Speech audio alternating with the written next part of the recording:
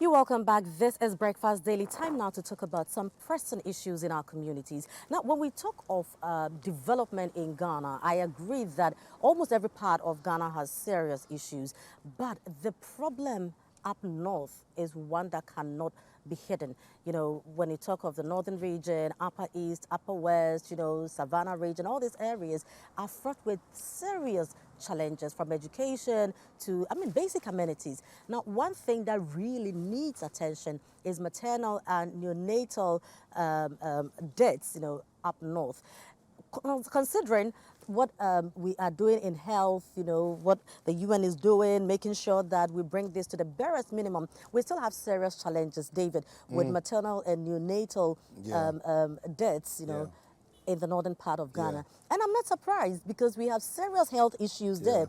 The healthcare delivery up north is something that we've mentioned even on this show over and over and over again. So it's not surprising that pregnant women would have serious obstetrics problems, you know, in even taking care of themselves as well as the health of their unborn babies and all that. No, I mean, so there are different layers to the challenges that we have. And some of them will initially, maybe apparently to the untrained eye, seem unrelated. But you know, everything's connected to something else, you know, and so not only do we have fewer doctors up there, fewer health personnel up, you know, in the northern parts of Ghana, but also the hospital facilities themselves are fewer and less equipped. The roads are terrible. Then you come to something like the roads. Means of transportation. Because from residence to facility. And sometimes you have to carry pregnant women on motorbikes. You have to carry them in tricycles and all that. And how do we expect, you know, a pregnant woman to be on a motorcycle, a pregnant woman to be on a tricycle, going to the hospital and all that? And we normalize some of these things, which is very unfortunate. Yes. You know, it must not become something that is normal at all in any shape or form. Now, it's very welcoming and relieving, you know, to have the second lady initiate a project, you know, to deal with some of these issues. And we're going to take a story that really highlights the second lady, Samira Bawumia, launching the Safe Delivery Project to address all these challenges. Let's take a look at this report put together by our regional correspondent, Aminu Alabira. Although there are records of improvement nationwide, maternal mortality remains a significant challenge in many parts of the world. Despite progress in maternal and neonatal deaths over the years, the United Nations Education Children's Fund, UNICEF, estimates that 2.8 million pregnant women and newborns die every year. In Ghana, maternal mortality ratio stands at 308 per 100,000 live births, and the neonatal mortality ratio is 23 per 1,000 live births.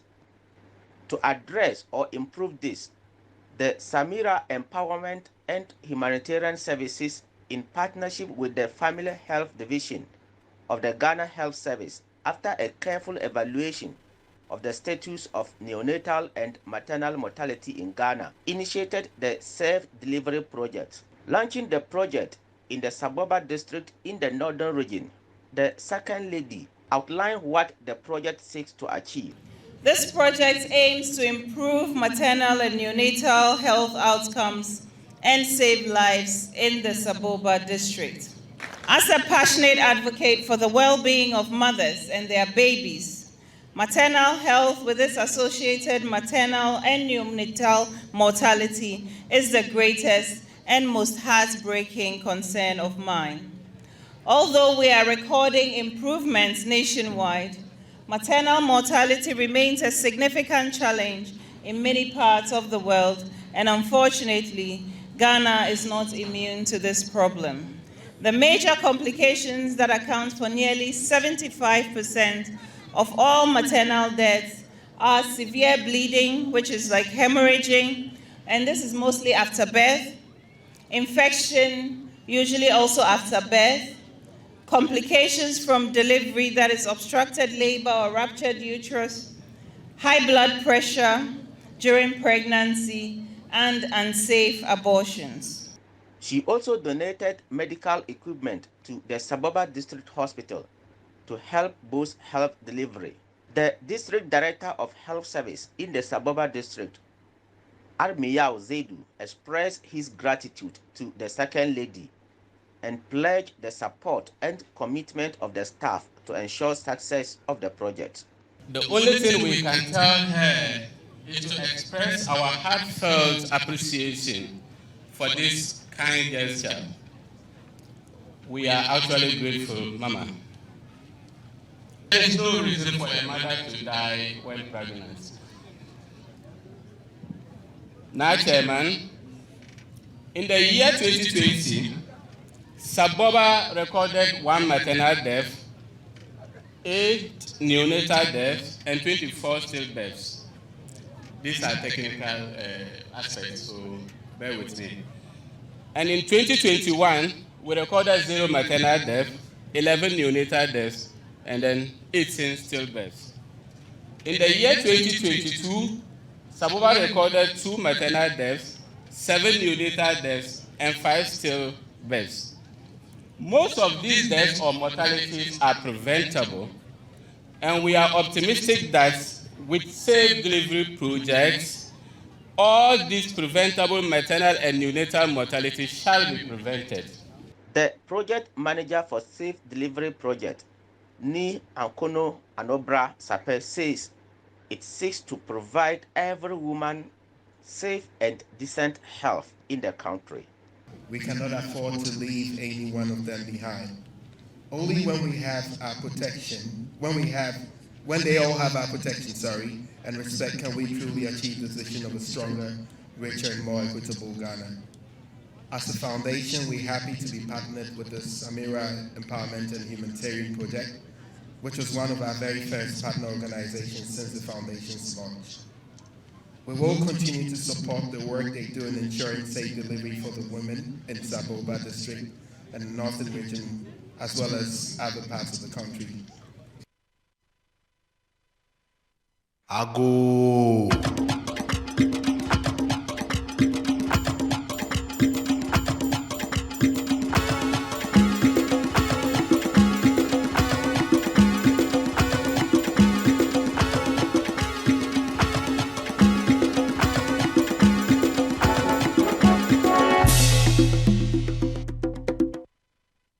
Ago.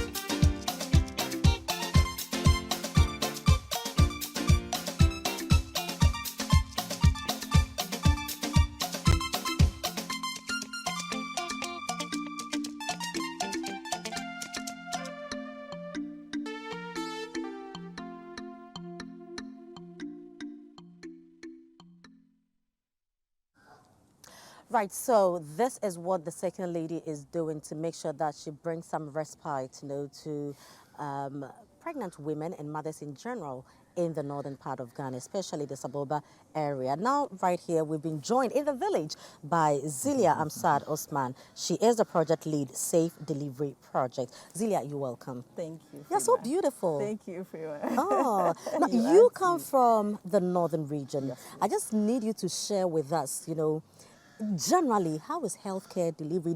For us in this part of the country, we read about it, we rely on what correspondents will tell us and the various reports that will come from this area. But you come from this, so give us realistically what it is like in accessing healthcare in Northern region. Well, thank you so much, and good morning to your cherished viewers. So, like you said, I am from the north. I'm from Boko specifically. Okay. And the issues in terms of health in the north is actually an eyesore.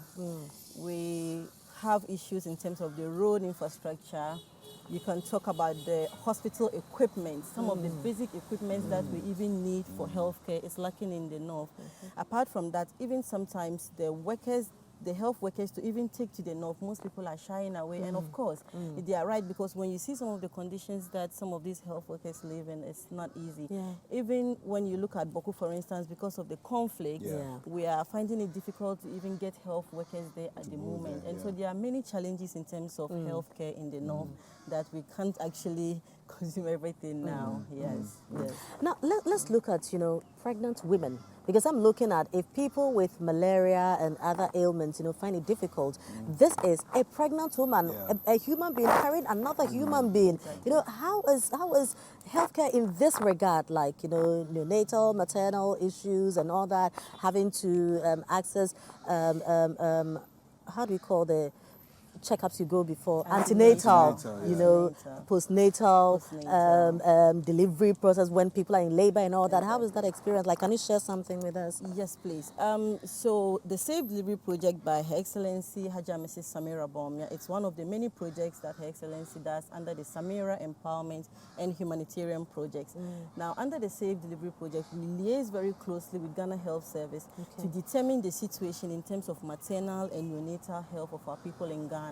So in 2018, right after coming into power, Her Excellency charged us to work with Ghana Health Service to determine the realistic situation that mothers and babies are facing in terms of their health.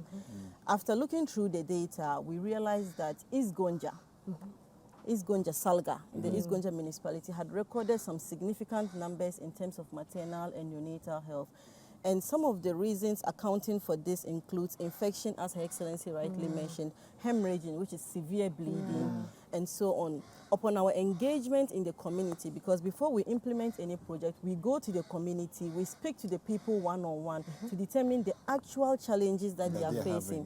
We realize that delay in seeking for antenatal care, it's one of the causes, because, for instance, if a woman with hypertension does not seek health care early until the point of birth and they realize that her blood pressure is high, it's really worrying. Yes, and the issues of infection, because we identified that home delivery is very high in the northern part of Ghana. I don't blame them. Exactly. So with the research, we realized that some of the reasons accounting for the home delivery is because of the lack of finance to purchase the items that are required of the woman to bring to the hospital. And this list is quite long. And so to holistically solve this challenge, Her Excellency decided that she's going to purchase these items. So we worked with Ghana Health Service to get the essential needs of the mother at the point of delivery. And Her Excellency decided to take up the challenge to provide all of these items, pack them in a beautiful bag we call the birth kit, to distribute to mothers. Wow. So when you get a birth kit, everything that they will ask for you at the hospital is in there? Everything is in there. And as part of our implementation, we do something we call sensitization. So we visit almost every community. I recall in East Gonja, for instance, we visited more than 26 communities each 3 months. Every 3 months, we were in East Gonja for the 2-year period.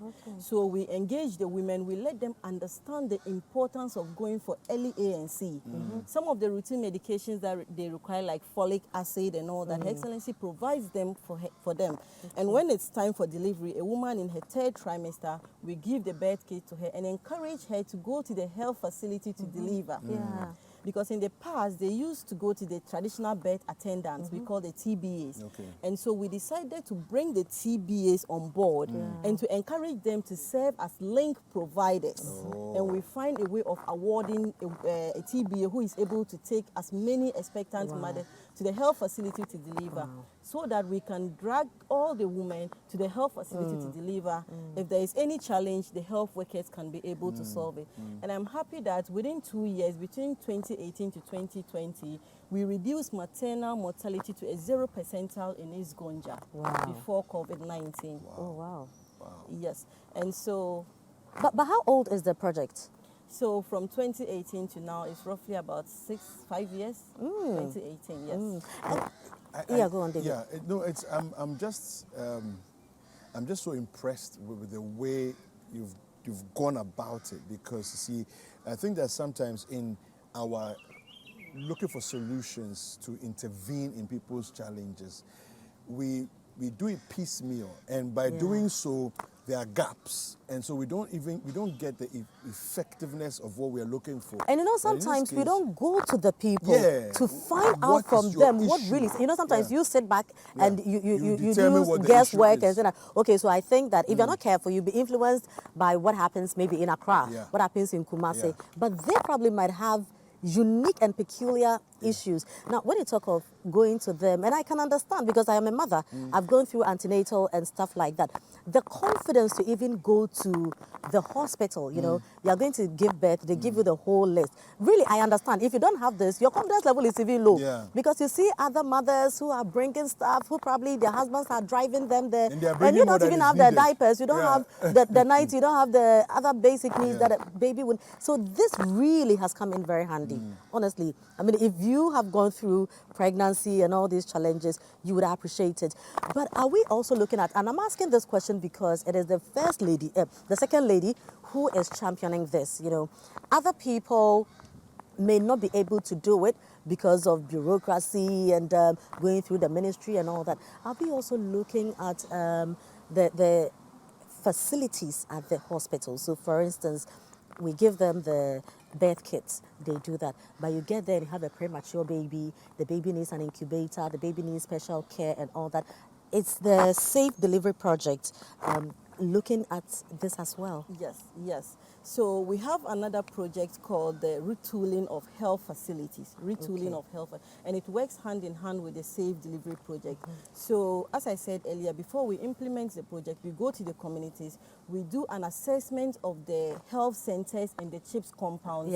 We assess to check whether we have enough beds, do we have enough incubators, do we have enough resuscitation machines, do we have, so all of these lists are sent back to Accra, and then Her Excellency distributes some of this. So as part of the launch of the Safe Delivery Project, Her Excellency actually donated some beds, medical supplies, medications, I mean, so many things just to help improve the healthcare system in the north. And so it was part of the project we...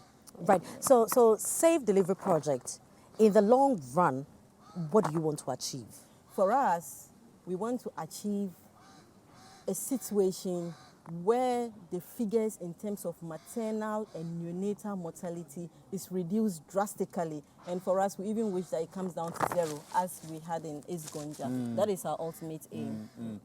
You chose Saboba for this project that we are talking about now. Why the lens on Saboba specifically? Why? This is because the figures in terms of maternal and neonatal mortality points to Saboba. As at 2018, it pointed to Salga in East Gonja, and that was why we piloted the project there.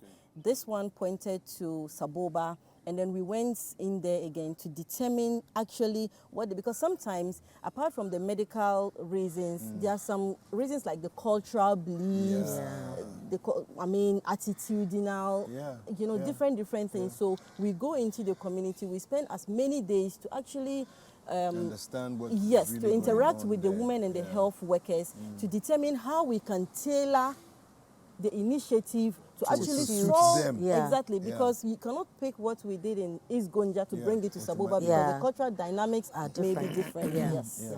But I'm sure that there probably might be other people watching us, you know, from deprived areas in, say, Ashanti region, deprived areas in Greater Accra. Is this project only centering on Northern Ghana, or Grace will find people in Greater Accra maybe in the near future, so that you also look at areas like that? Fortunately for us, Because you know in that a the- second lady is for all of us. Exactly. Exactly. So the Samira Empowerment and Humanitarian Project has so many initiatives that cuts across Ghana. So we have the empowerment aspect of it, we have the health aspect of it, Okay. and we have education. I think somewhere in January we saw Her Excellency unveil the Model Literacy Library at the Kanda cluster of Yes, schools. yes. And we stocked it with books and computers to aid in learning. And so these are some of the things we have done. Her Excellency has distributed over 200,000 books to 65 basic schools within the 5-year period. So we check the basic schools that don't have libraries or understocked libraries, and then we pack books in beautiful boxes and send to them and encourage them to read. Okay. Yes, so that is just one aspect of it in Yeah. terms of the education. We even have the BECE project where we look at the worst performing area in terms of the BECE results. We give them books, we train their teachers to prepare them in terms of the past questions so that they can adequately prepare. And we have seen major improvements in that area. We also have the empowerment bits. Now, under this umbrella, we have the Share Empowerment, we have the SEDI, the Skills Entrepreneurship and Development Initiative. This initiative seeks to empower women. So we have trained over 5,400 women in the areas of makeup artistry, soap making, batik, tie and dye, dress making, and so on. And so that's the empowerment aspect. So what we do is that we look at the areas in Ghana, identify the specific gap, challenges, and then we embed it in our project and we seek to solve it. Right, let's go back to the maternal and neonatal issues. You know, how would you assess the confidence, okay, that has been reposed in women in this area with the project? Yes, so that assessment was made in East Gonja because Okay. we started with East Gonja. Now, by the time we left, we realized that antenatal visits had increased significantly. Okay. And skill delivery, which is the health facility delivery, had also increased. So this means that women are now getting the confidence to go to the health facility.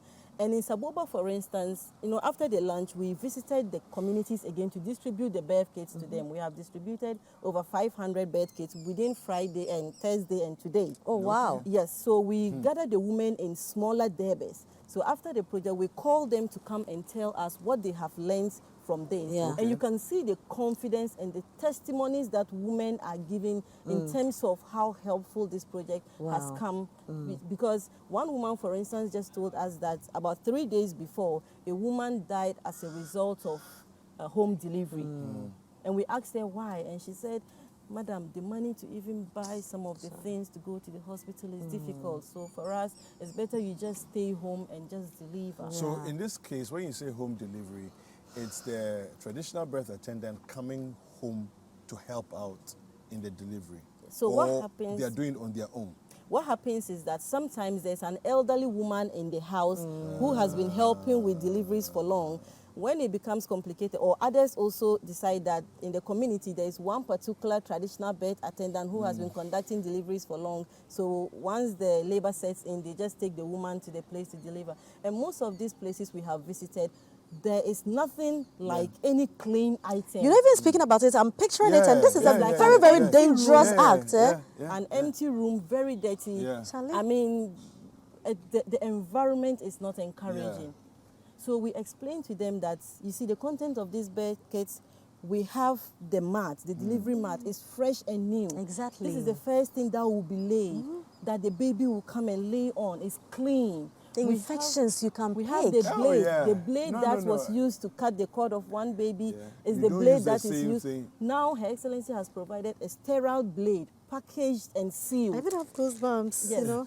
And it can only be opened at the point of labor. We have provided that. We have even provided the rope that is used to tie the cord of the mother from the baby and the clamps that is used to Yeah. clamp. Okay. And immediately the baby comes out, we have our sheets, cotton sheets that is used to wipe the baby.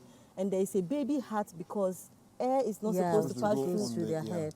We have all of those ones. We even have after postnatal care, the cord care. Sometimes when we did our research, we realized that some people use Pepsodent, chalk, hot stone. For what? For the cord care. And all of this leads to infection. Yes. Wow. Toothpaste? Yes.